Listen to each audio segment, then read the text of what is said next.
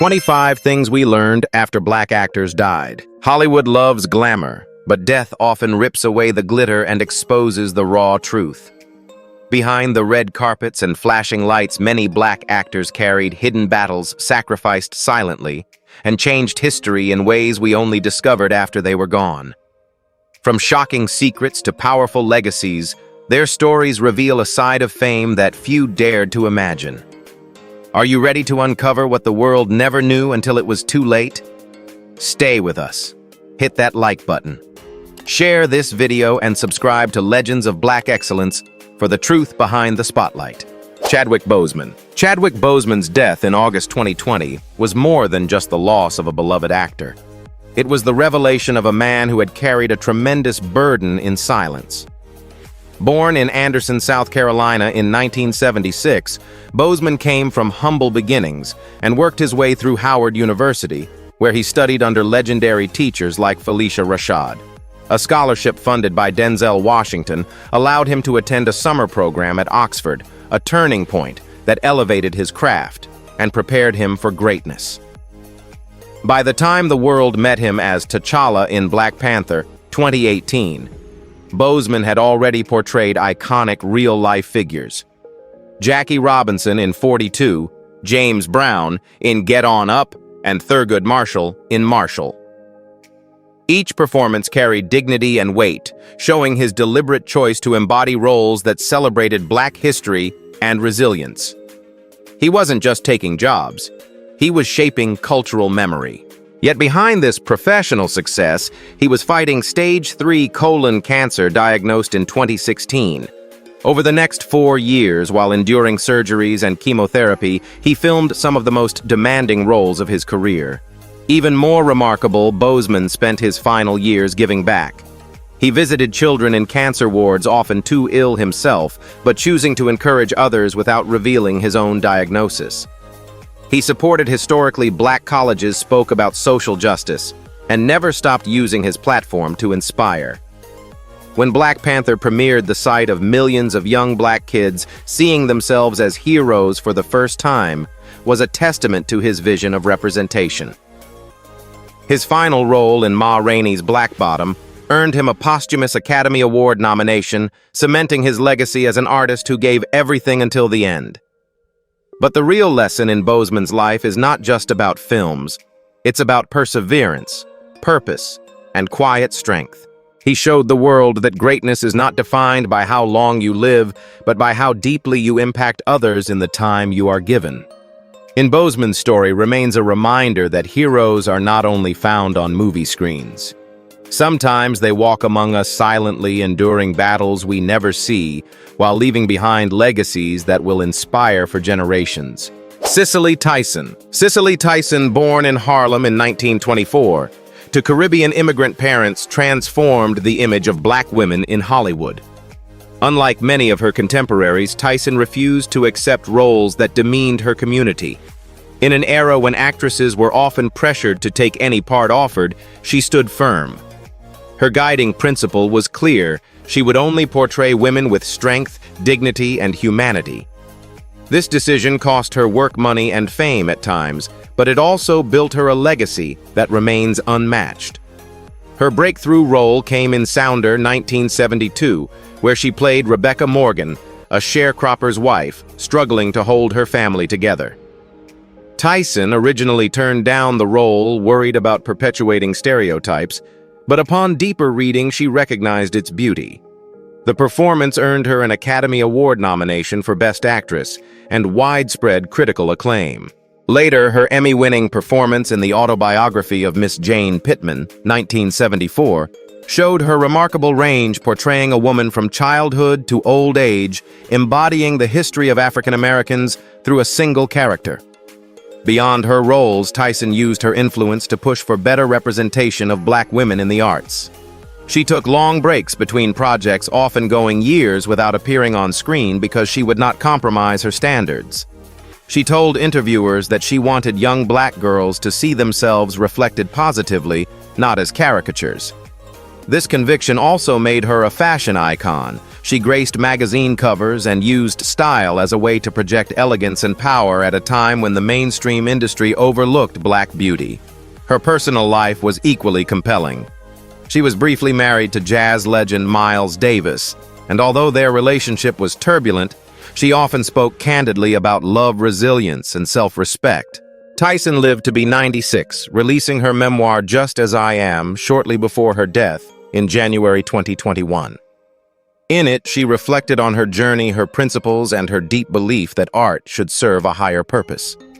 If you were in her position, would you have had the courage to turn down fortune and fame just to stand for dignity? Michael Clarke Duncan. Michael Clarke Duncan's towering frame, 6 feet 5 inches tall and over 300 pounds, made him unforgettable on screen. But behind the physical presence was a man remembered for his kindness, humility, and unshakable faith. Born in Chicago in 1957, Duncan was raised by a single mother who urged him to dream beyond the neighborhood's limits. Before becoming an actor, he worked as a ditch digger bouncer and eventually as a bodyguard for stars like Will Smith, Jamie Foxx, and LL Cool J. That path changed when he took a leap of faith and pursued acting full-time in the mid-1990s. His big break came when he was cast as John Coffey in The Green Mile, 1999. The role opposite Tom Hanks earned him an Academy Award nomination for Best Supporting Actor. Duncan's portrayal of a death row inmate with mystical healing powers showed not only his emotional depth, but also his ability to make audiences weep. Many critics noted that his performance was one of the most powerful debuts in modern cinema. Off-screen, Duncan lived nothing like the intimidating characters he often played. Colleagues remembered how he prayed before filming difficult scenes and sometimes led prayer circles with the cast and crew. He credited his faith for every opportunity and was known to thank God publicly, even for small roles. Duncan was generous, often sending money back to his Chicago community and helping friends in need without expecting recognition. Despite his imposing build, those who knew him best described him as gentle, soft-spoken, and approachable. He enjoyed reading the Bible, laughing with friends, and mentoring young actors. His sudden death in 2012 after suffering a heart attack at only 54 shocked Hollywood. The tributes that poured in all echoed a similar theme. He was far more than his size or screen persona. He was a man of heart. Whitney Houston. Whitney Houston, born in Newark, New Jersey in 1963, was destined for greatness. The daughter of gospel singer Cissy Houston and cousin of Dionne Warwick, she grew up surrounded by music. By the mid-1980s, she had become one of the best-selling recording artists of all time. With hits like I Will Always Love You Heavy and How Will I Know, Houston earned 6 Grammys, over 200 million records sold, and the title, The Voice. Her talent was unmatched, but after her death in 2012, the world learned even more about the woman behind the songs. One of the most striking revelations was her extraordinary generosity. Houston wasn't just a superstar, she was the financial backbone of her extended family and friends. Reports revealed that she had paid mortgages, covered medical bills, and even supported entire households for years. Her cousin, Dionne Warwick, confirmed that Whitney simply could not say no to those who asked for help. This compassion, while admirable, also drained her finances. Some relatives allegedly grew dependent on her income, taking advantage of her guilt over success. At the same time, Houston supported countless charitable causes from children's hospitals to HIV/AIDS research foundations. She quietly funded scholarships and appeared at benefit concerts, often with little publicity. She also gave back, spiritually performing gospel songs in churches long after she became a global pop star. It was part of her belief that her voice was not only a career tool, but a gift meant to uplift others. Sadly, her struggles with addiction and her turbulent marriage to Bobby Brown overshadowed much of her later career. Yet even during difficult times, Houston continued to perform, sometimes pushing herself far beyond what her body could handle. Her tragic passing at age 48 stunned the world, leaving behind both unmatched achievements and haunting what-ifs. Do you think Whitney's generosity was a blessing that defined her, or a burden that contributed to her downfall? Whitney Houston's legacy is more complex than record sales and awards. She was a woman with a heart so big, it sometimes cost her everything. Her story is a reminder that even legends who seem larger than life carry struggles we often don't see, and that true greatness is measured not only by talent, but by the love we give. Jeanette Dubois. Jeanette Dubois, born in Brooklyn in 1945, was best known for her unforgettable role as Willona Woods, the stylish and witty neighbor on the sitcom Good Times. Her colorful outfits and sharp one-liners made her a household name throughout the 1970s. But after her passing in 2020 at the age of 74, the world discovered something that many never knew. Dubois had co-written one of television's most iconic theme songs. Alongside songwriter Jeff Barry, Dubois penned "Movin' On Up," the jubilant anthem that opened The Jeffersons. For decades, audiences hummed along to its gospel-infused melody without realizing the actress from Good Times was behind it. The song became a cultural marker of upward mobility, resilience, and hope within the Black community. This hidden chapter of her career revealed just how multi-talented Dubois truly was, not only an actress, but also a singer, dancer, and songwriter. Outside of her sitcom fame, Dubois appeared in shows like The Wayans Brothers and films such as I'm Gonna Get You Sucker. She also lent her voice to the animated series The PJs, winning 2 Emmy Awards for her work. Her versatility proved that she was much more than a sitcom side character. She was a force in entertainment across multiple platforms.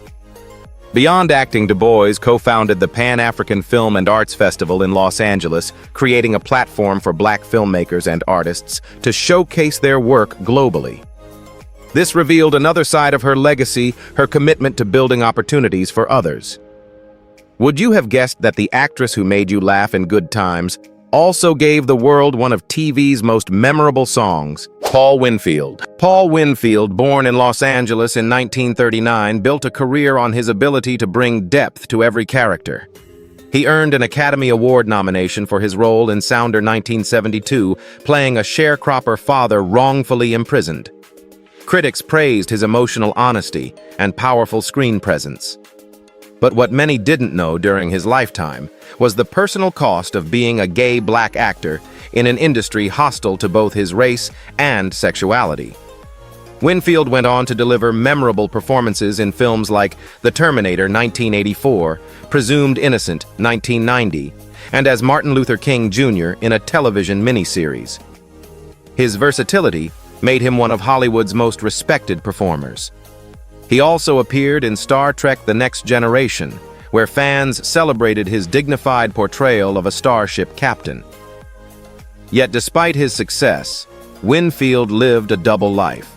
For over 30 years, he shared a private relationship with set designer Charles Gillen Jr., a fact revealed only after both had passed away.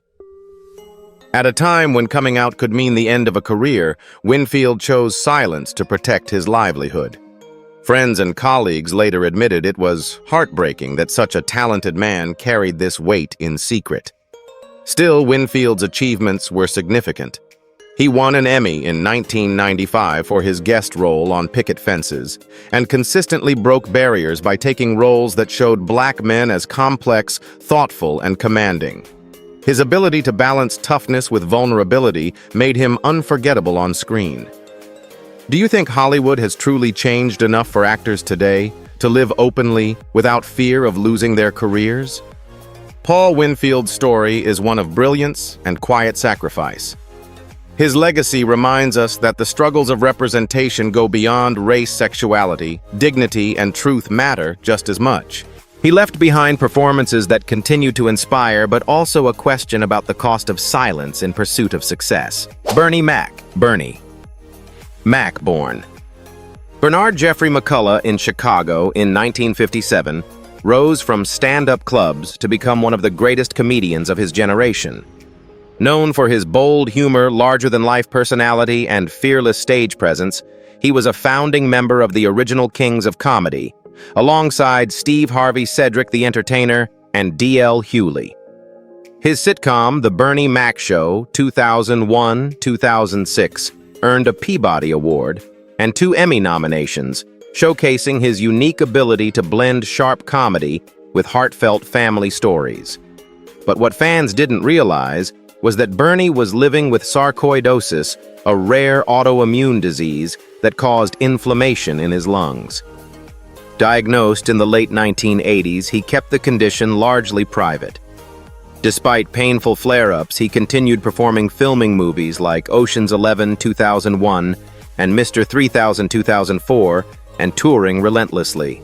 His wife Rhonda later revealed that many mornings he struggled to get out of bed, yet he still gave 100% on stage and set.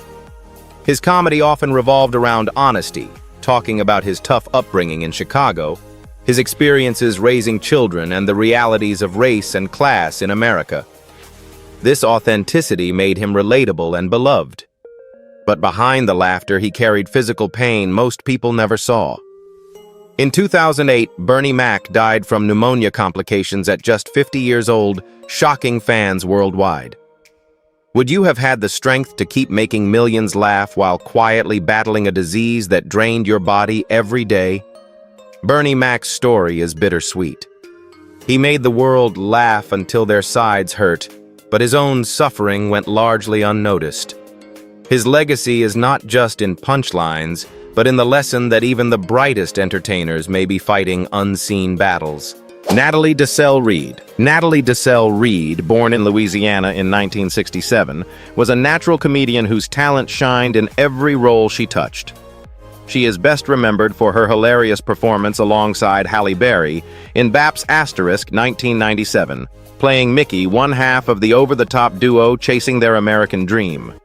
Her comedic timing, warmth, and infectious energy made the film a cult classic, with many fans quoting her lines decades later. Despite her undeniable skill, Hollywood didn't give Natalie the recognition she deserved while she was alive.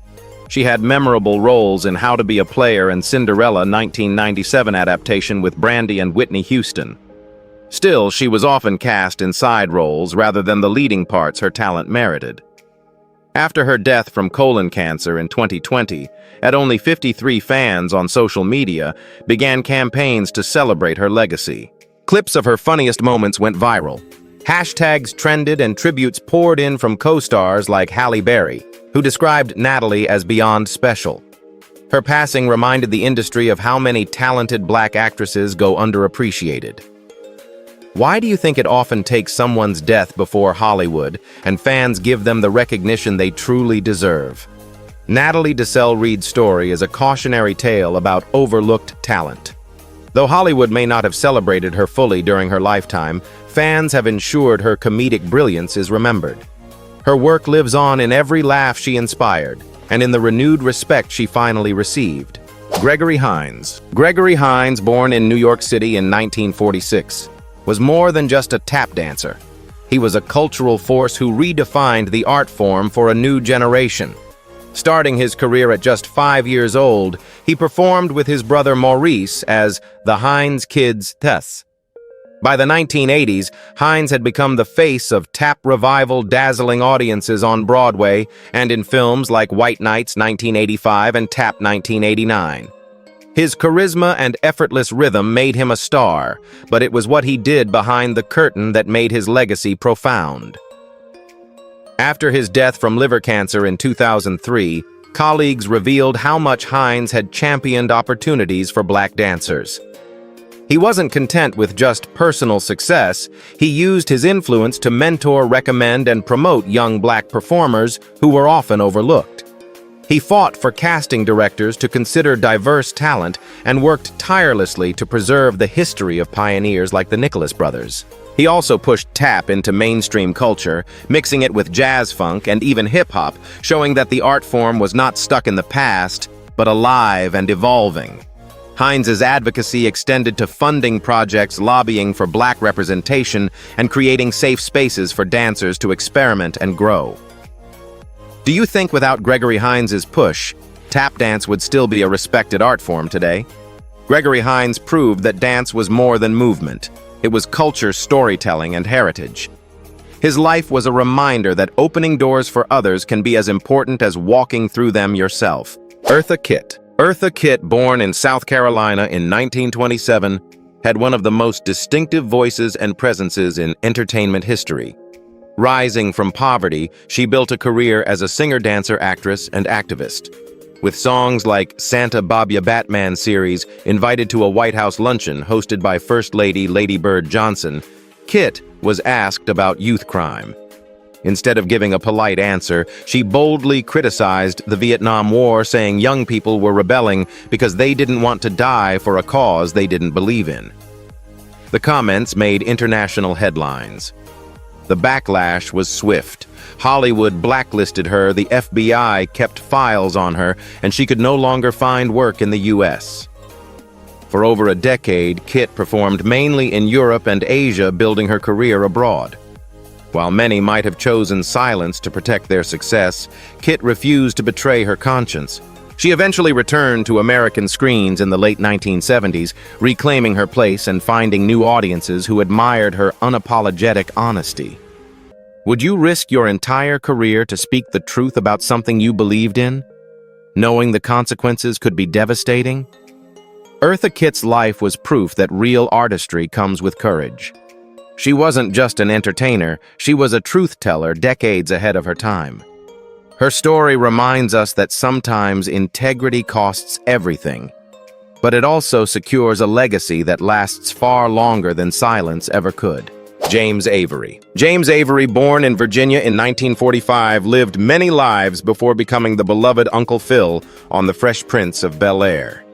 He served in the U.S. Navy during the Vietnam War, worked as a writer and poet, and trained as a classical actor before Hollywood recognized his commanding presence.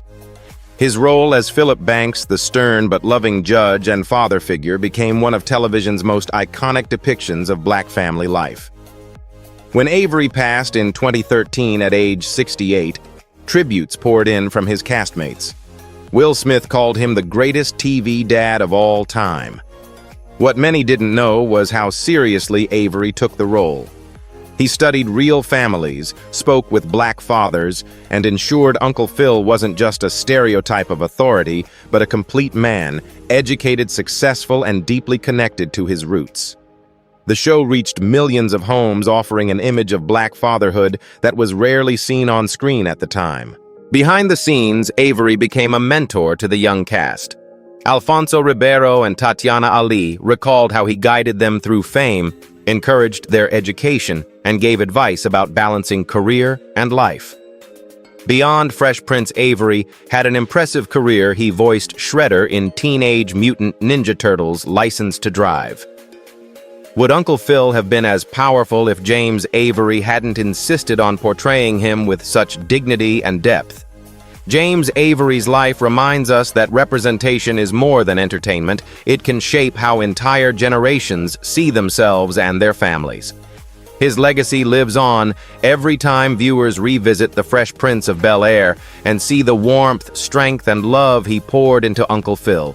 Whitman Mayo. Whitman Mayo, born in New York in 1930 and raised in Georgia, carved his place in television history as Grady Wilson, the lovable, absent-minded friend of Fred Sanford on Sanford and Son. His quirky expressions, high-pitched laugh, and the way he delivered lines made him instantly recognizable. For many viewers, Grady was more than comic relief. He was part of what made the show one of the most beloved sitcoms of the 1970s. Yet after Mayo passed away in 2001, the world learned that his greatest role may not have been on screen, but in the classroom. Mayo was a highly educated man, earning a master's degree before stepping into Hollywood.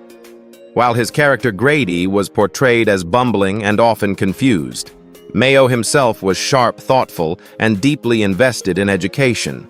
He taught drama and television production at Clark Atlanta University, shaping young minds while still pursuing his acting career. Students often didn't even know that their professor was a sitcom star until much later. His humility kept his two worlds separate, but his impact in both was profound. At night, he stood in front of classrooms teaching aspiring actors about the craft and the realities of the entertainment industry.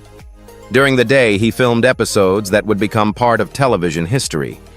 He also participated in community theater, directing plays and guiding young talent who had yet to find their path.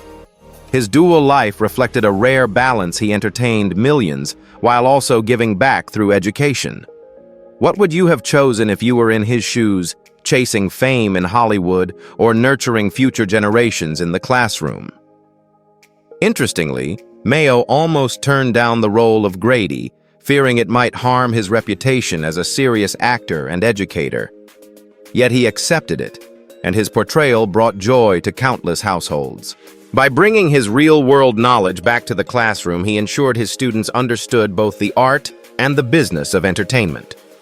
Whitman Mayo's story reminds us that success isn't only measured in ratings or applause. Sometimes it is the knowledge you pass on, the seeds you plant in others, and the opportunities you create that form the truest legacy. He was proof that one man could be both a star and a teacher and excel in both roles. Esther Rolle. Esther Rolle, born in Pompano Beach, Florida in 1920, became a trailblazer for black actresses on American television. She is best remembered as Florida Evans, the matriarch on Good Times 1974. 1979. Rolle wasn't just acting. She was waging a battle behind the scenes to ensure that black families were portrayed with dignity. When Good Times first aired, it broke ground as one of the few shows centered on a working-class black family. But as the show gained popularity, writers began focusing more on Jimmy Walker's character, JJ, and his comedic catchphrase, "Die no might roll," grew increasingly frustrated, believing this turned the show into a caricature. She argued passionately with producers, insisting that the Evans family should reflect real struggles, poverty, unemployment, and community issues without reducing black characters to buffoons. Her convictions were so strong that she walked away from the series for a full season. When she returned, she made sure her role had greater depth, allowing her to portray a strong, loving mother who guided her children through life's difficulties. Rolle's fight wasn't just about herself. It was about future generations of black families seeing something real on television. Would you have had the courage to walk away from fame and money in order to protect the image of your community? Outside of Good Times, Rolle had an impressive career. She won an Emmy Award in 1979 for her performance in Summer of My German Soldier, Driving Miss Daisy Rosewood, 1997. But it was her activism for accurate representation that defined her legacy. She passed away in 1998 at the age of 78, leaving behind a blueprint for actors who wanted to use their voices to challenge stereotypes. John Witherspoon. John Witherspoon, born in Detroit in 1942, became a comedy legend with a career that spanned decades. His booming voice, exaggerated facial expressions, and impeccable timing made him unforgettable in films like Friday the Wayans Bros. He was often the loud, outrageous character who stole every scene. Yet after his passing in 2019 at the age of 77, fans and fellow comedians revealed a very different side of him, one of calm wisdom and fatherly guidance. Witherspoon was married to Angela Robinson Witherspoon for over 3 decades, raising 2 sons. While his on-screen persona was wild and unpredictable in real life, he was a steady family man. Younger comedians such as Kevin Hart and Chris Tucker remembered him as a mentor who shared advice about humility, hard work, and staying grounded in an industry that often corrupts. He was also generous. Witherspoon helped struggling comics, gave rides when people needed them, and always opened doors for newcomers trying to make it in Hollywood. Behind his eccentric stage presence was a man who quietly shaped the careers of others. What do you think is the greater legacy, making people laugh endlessly, or guiding the next generation with wisdom and care? Witherspoon's influence stretched beyond his roles. His ability to balance humor with real-life guidance made him a beloved figure in the comedy community. He wasn't just the funny dad, uncle, or neighbor audiences adored. He was also the wise elder who helped shape the future of black comedy. His laughter still echoes, but so does his mentorship. Diahann Carroll. Diahann Carroll, born in 1935 in the Bronx, New York, was a pioneer who reshaped how black women were represented in film, television, and on stage. When she starred in Julia 1968-1971, she became the first black woman to lead a network sitcom in a role that wasn't a maid or servant. She played Julia Baker, a widowed nurse raising her young son, and her portrayal challenged long-held stereotypes. At a time when representation was minimal, Carol's elegance and strength offered millions of viewers a new image of black womanhood. Her trailblazing career didn't stop there. Carol won a Tony Award in 1962 for No Strings, making history as the first black woman to win in the Best Actress in a Musical category. The show paired her with a white leading man, breaking taboos and expanding opportunities for future performers of color. In films like Claudine Carroll, also influenced fashion and style. She refused to let her characters appear in unflattering costumes, insisting that black women on screen should be portrayed with the same glamour and sophistication as their white counterparts. Designers and audiences alike recognized her as a fashion icon, someone who redefined elegance for television. But Carol was also open about her personal challenges. She survived breast cancer, spoke about domestic struggles, and shared her experiences honestly in her memoir, The Legs Are the Last to Go. Her willingness to be vulnerable made her relatable beyond her fame. She passed away in 2019 at 84, leaving behind a body of work that transformed Hollywood. Would you have had the strength to take on roles that risked controversy just so others could one day see themselves fairly represented? Diane Carroll's legacy was not only in awards, but in doors opened. She gave black actresses and audiences a vision of dignity, sophistication, and resilience. Madge Sinclair. Madge Sinclair, born in Jamaica in 1938, carried herself with such natural grace that she was often cast as Queen's matriarchs and figures of authority. American audiences best remember her as Queen Aeolian wife of King Jaffe Joffer in Coming to America 1988, and as the voice of Sarabi Simba's mother in Disney's Thieves 1994. Her deep, commanding voice and elegant presence made her unforgettable. Yet Sinclair's contributions went beyond iconic roles. After immigrating to the United States, she built a career in both television and film during a time when opportunities for black women were limited. She earned an Emmy Award for her role in the miniseries Gabriel's Fire 1991 and was nominated for another for her work in Roots 1977, where she portrayed Belle Reynolds' Kunta Kinte's wife. These performances showcased her versatility. She could embody royalty but also bring authenticity to stories of resilience and survival. Behind the scenes, Sinclair was known as a mentor to younger black actresses. She encouraged them to remain true to themselves in an industry that often tried to diminish or stereotype women of color. Her regal aura wasn't just an act, it was how she lived with dignity and strength that inspired those around her.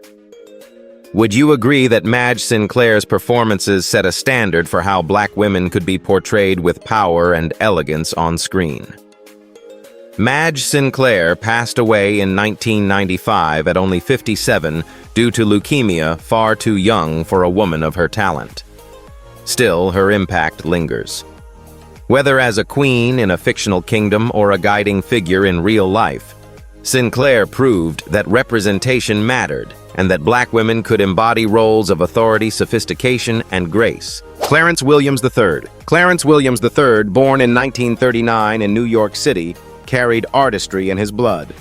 His grandfather, Clarence Williams, was a pioneering jazz composer and producer who worked with legends like Louis Armstrong and Bessie Smith. Growing up around music shaped Williams III's artistry.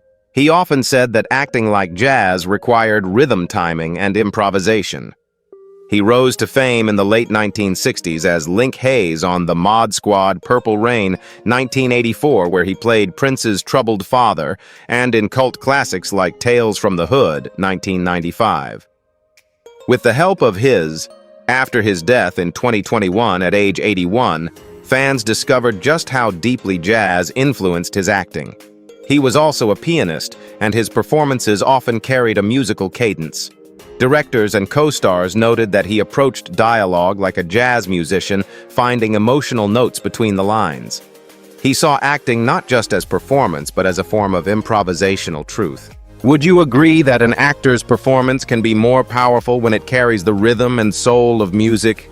Williams avoided the spotlight in his personal life, preferring privacy to fame. Yet his body of work spanning over 5 decades speaks volumes. He was a bridge between generations, bringing the cool defiance of the 1960s into modern storytelling, always with a rhythm all his own. Thomas Michael Ford, born in Los Angeles in 1964, became a household name in the 1990s thanks to his unforgettable role as Tommy Strawn on the hit sitcom Martin. Beyond television, Ford devoted himself to mentoring youth. He traveled the country, speaking at schools, churches, and community centers about building self-respect, making responsible choices, and overcoming adversity. He believed that positive role models could change the trajectory of young black men, especially those growing up without fathers. He even spent time in juvenile detention centers, encouraging incarcerated teens to see a future beyond their mistakes. In addition to public speaking, Ford authored children's books such as Positive Attitude and I Am Responsible for Me. These works aimed to instill values of accountability, resilience, and kindness in young readers. It was clear that Ford saw his platform not just as a way to entertain, but as an opportunity to teach. He also directed stage plays and produced inspirational projects that combined comedy with life lessons. Colleagues remembered him as someone who constantly pushed others to think bigger and live with purpose. While his character on Martin was known for not having a job, Ford himself worked tirelessly to uplift others. Do you think more entertainers should use their fame as a tool to guide and inspire young people?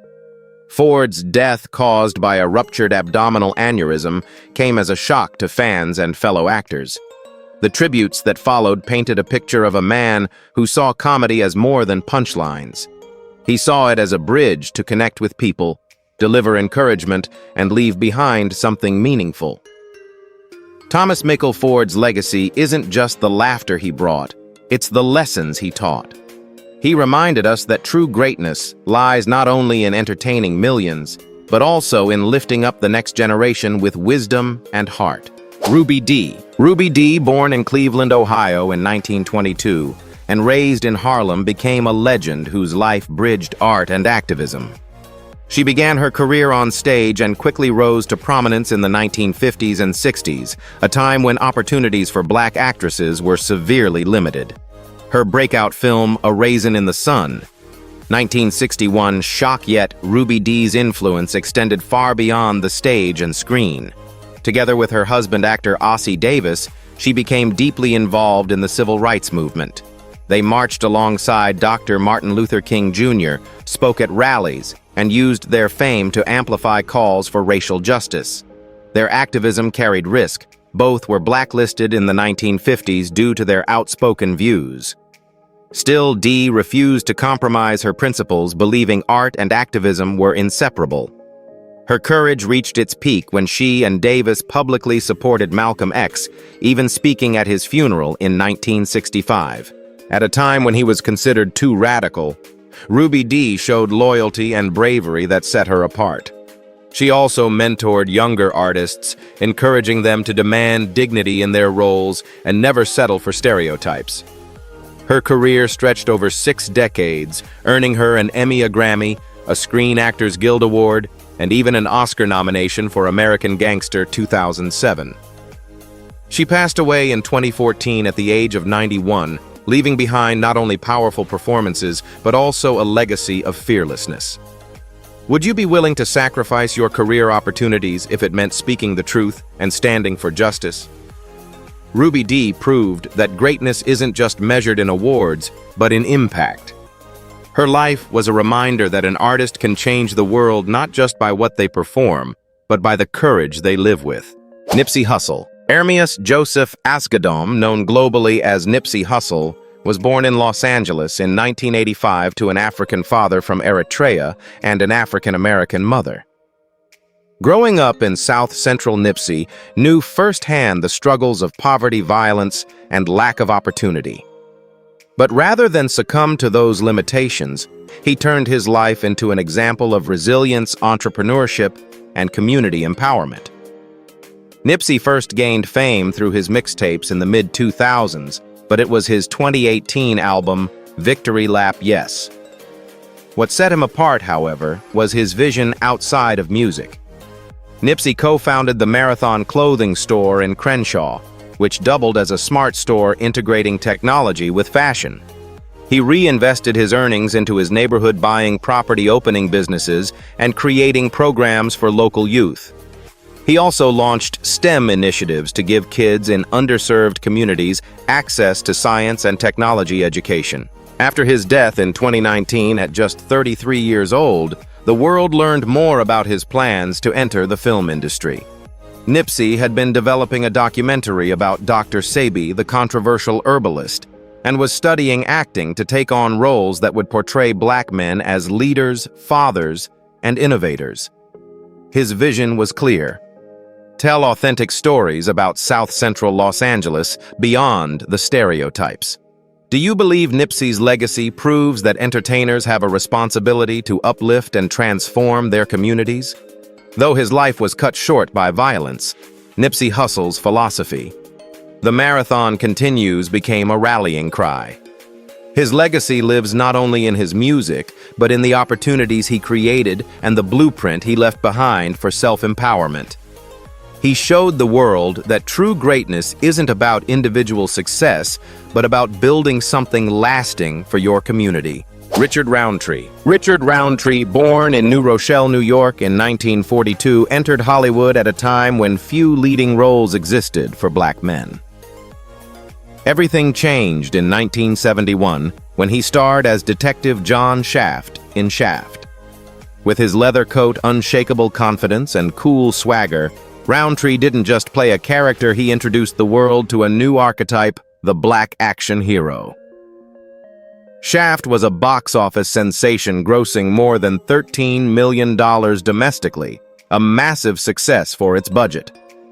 Roundtree's portrayal of a fearless independent detective who answered to no one resonated with audiences, especially black viewers hungry for representation.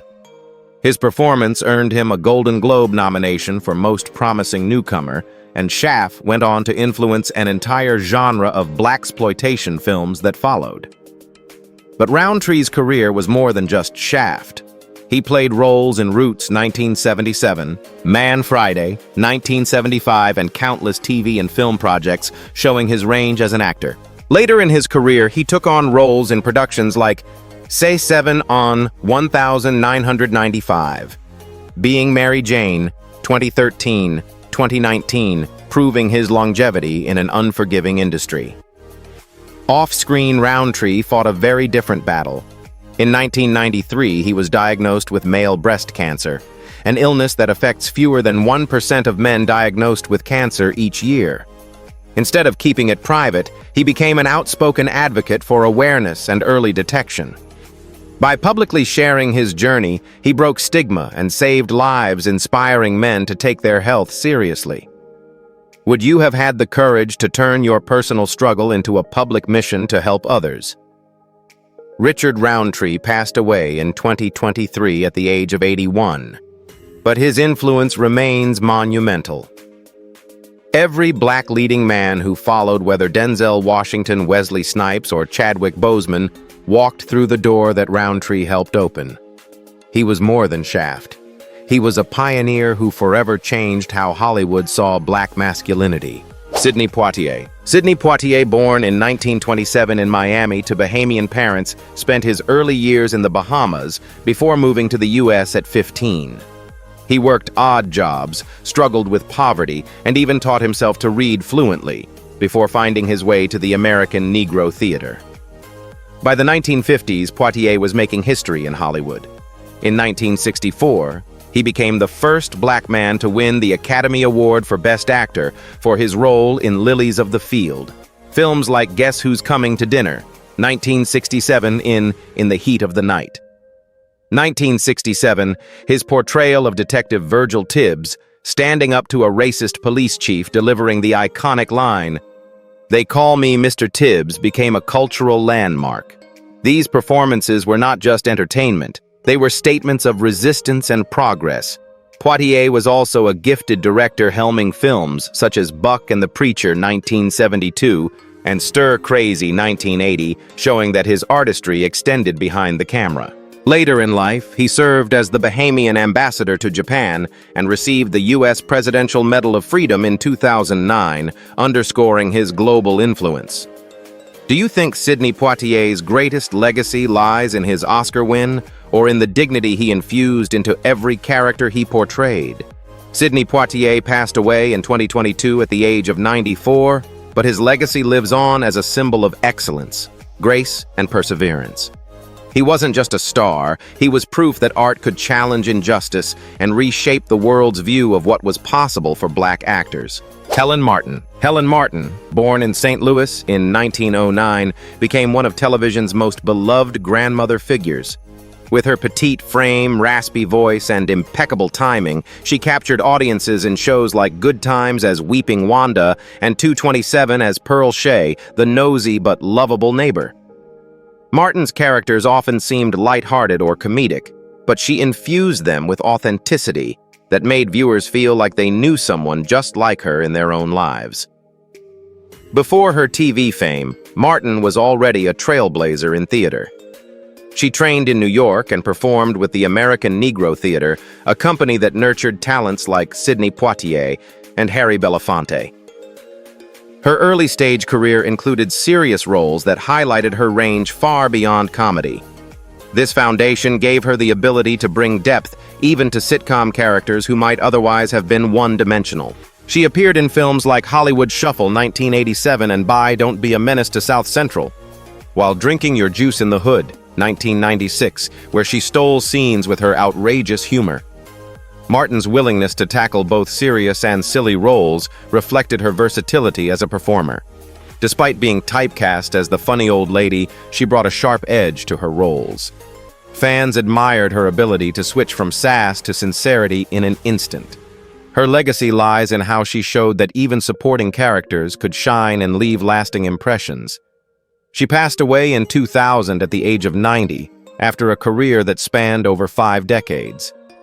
Do you think older actors like Helen Martin get enough recognition for the wisdom and life they bring to their roles? Helen Martin's work proved that comedy could be truthful and that age was no barrier to impact. She left behind a legacy of laughter, relatability, and respect for everyday characters who deserved their place in the spotlight.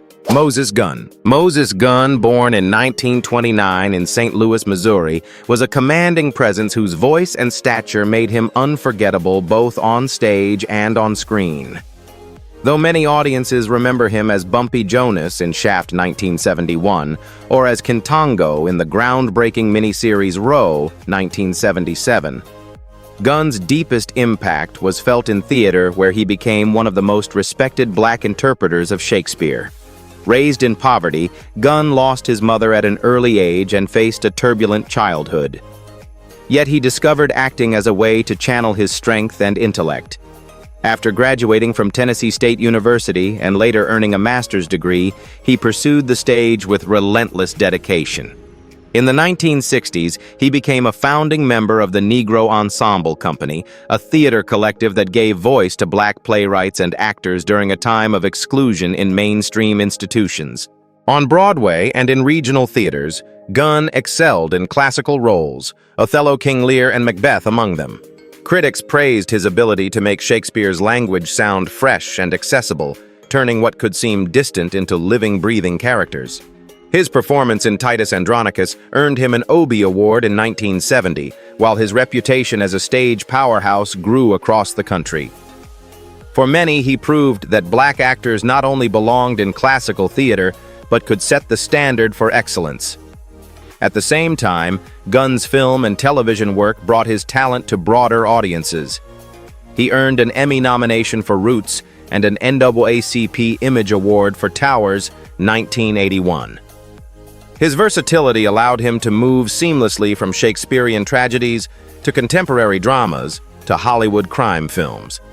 Yet no matter the medium, his performances carried the same gravitas and dignity. Would you have expected an actor who intimidated audiences on screen as gangsters and villains to be the same man celebrated as one of America's greatest Shakespearean performers? Moses Gunn passed away in 1993 at the age of 64 from complications of asthma, but his influence continues to resonate. He left behind a body of work that challenged limitations and expanded possibilities for Black performers. His career was proof that art knows no racial boundaries, and that true talent can elevate any story, whether on the streets of Harlem or on the grand stage of Shakespearean drama. Teresa Merritt. Teresa Merritt, born in Emporia, Virginia in 1922, was a powerhouse actress and singer who redefined how Black women were portrayed on stage and screen. With her booming voice, expressive face, and commanding presence, Merritt became a beloved figure in theater, television, and film.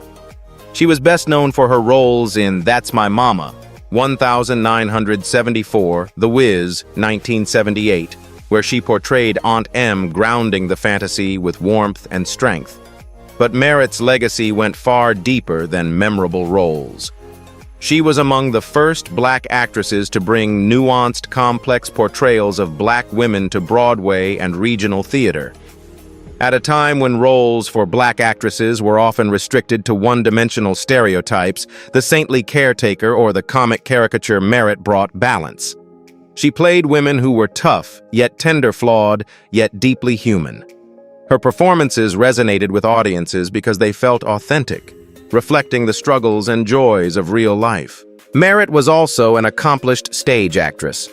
She appeared in multiple Broadway productions and earned praise for her musical performances. She could command a dramatic role and then shift seamlessly into comedic timing, proving her versatility.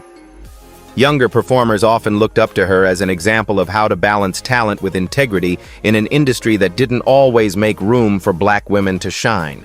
Her screen career included appearances in films like The Goodbye Girl, 1977, and Billy Madison 1. Do you think Hollywood today gives older actresses, especially Black women, the same chance to portray characters as layered and authentic as Teresa Merritt once did?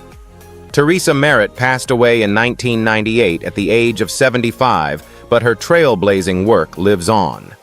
She proved that Black women could be portrayed with depth, dignity, and realism, paving the way for future generations of actresses.